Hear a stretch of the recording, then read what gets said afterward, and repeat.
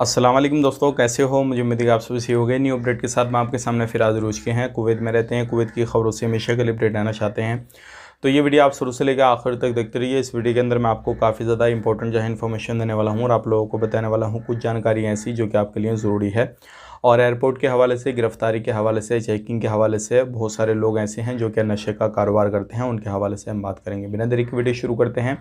सबसे पहले हम बात कर लेते हैं यहाँ पे जो बड़ी खबर आ रही है। अगर आप किसी भी तरीके से कोई भी गाड़ी घोड़ा चलाते हैं, ख़ास करके कुवैत के अंदर इस टाइम पे पकड़ने के बाद में तुरंत डिपोर्ट किया जा रहा है। जैसे कि मैंने आपको 2-3 दिन पहले एक न्यूज़ कवर करी थी जिसमें बताया था कि एयरपोर्ट पे जो पर्सनल अपनी गाड़ी होती है वो चलाते हैं और उस गाड़ी में जो पैसेंजर होते हैं उनको उठा के उनकी लोकेशन पे छोड़ते हैं। टैक्सी का काम नहीं था, पर्सनली अपनी गाड़ी वगैरह चलाते थे, सारा काम करते थे। तो ऐसे लोगों को लगभग 23 लोगों को 2 ही 3 दिन के अंदर जो है डिपोर्ट कर दिया गया है। एक बड़ी खबर आ रही है कुवैत से।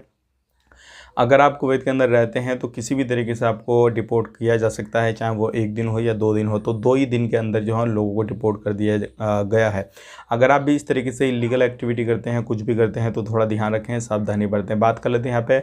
अभी पिछले 2 दिनों के अंदर काफ़ी बड़ी मात्रा में चेकिंग हो रहा है, चाहे वो ट्रैफिक डिपार्टमेंट को लेकर हो या फिर जो बाइक डिलीवरी बॉय का काम करते हैं वो लोग हों, किसी भी तरीके से कहीं पर भी। क्योंकि बहुत सारे लोग ट्रैफिक डिपार्टमेंट की तरफ से अपडेट आया है कि बिना लाइसेंस की गाड़ी चला रहे हैं और जो लोग फ़रार थे, जिनके ऊपर फ़रार के मसले दर्ज थे, तो वो लोग भी पकड़े गए हैं गाड़ी चलाते हुए बिना लाइसेंस के। जिनके एक्सपायरी हो चुके थे, ऐसे लोग भी जो है पकड़े गए हैं। तो ये एक बड़ी खबर आ रही है। अगर आप कुवैत के अंदर रहते हैं किसी भी तरीके से कहीं पर भी, तो इस चीज़ का आपको ख़ास करके ध्यान देना है। कोई भी इस तरीके की एक्टिविटी नहीं करनी है जिससे आपको परेशानी हो और आपको जो है कुवैत से निकाल दिया जाए। बात कर लेते हैं यहाँ पे अगली खबर की तरफ। जो अगली खबर आ रही है निकल के, बहुत सारे लोग जो है ये पूछ रहे हैं कि अभी कुवैत के अंदर एंट्री चालू है या नहीं। तो मैं आपको बताना चाहूँगा, लगभग 24 घंटे यानी कि एक दिन के अंदर 25 से 30 हज़ार लोगों की कुवैत के अंदर एंट्री हो रही है हर कंट्री से।